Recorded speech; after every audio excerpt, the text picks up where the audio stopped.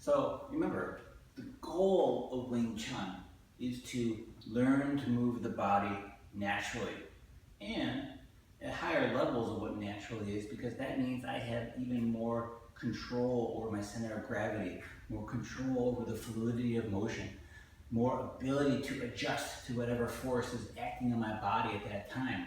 But remember, the goal is to learn to move the body naturally, and it all starts with breathing. All right, so breathing in Wing Chun actually is being taught to us in the very first thing that we're doing. So I'm standing here, I'm learning to cross my arms. Why do we cross the arms like this when I open up? It's not to define the center line or anything like that. No, in the opening stages of Yichi Kimimana, when I'm here, this is actually teaching me how to sync my breath. Or, in a more common way to look at it, easier way to look at it, to breathe naturally. A lot of times, if you look at infants breathing, even little kids breathing, they breathe with abdominal rise and fall, all right? But for some reason, as adults, a lot of times people transition to breathing with the upper parts of their chest. Whether, I did that a little bit. I played high school football, basketball, I wrestled a little bit, and a lot of times in weight training, they would coach us to breathe with your chest, especially as you're doing an exhale motion on the bench press, for example. But that takes away, actually, from what is natural breathing. Natural breathing is abdominal rise and fall. Look at how kids breathe, how infants breathe. They don't breathe, with their chest coming out this way here. No, if you do that, you are breathing wrong, unfortunately. You are not breathing naturally how the body needs to work. So when you're here, and what this is teaching you is that if I breathe in through my chest right here, I feel tightness in my chest. Now, remember, anytime you feel any excess tension anywhere, that's wrong. That's an imbalance happening in your body.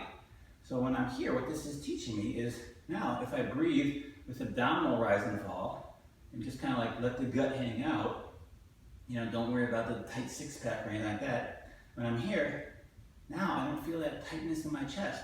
And now when I circle and I can complete, now I can keep the chest closed, but more importantly, I'm breathing naturally.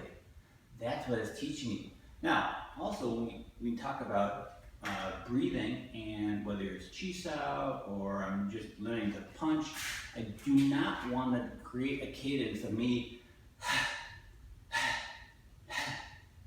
like exhaling when I punch.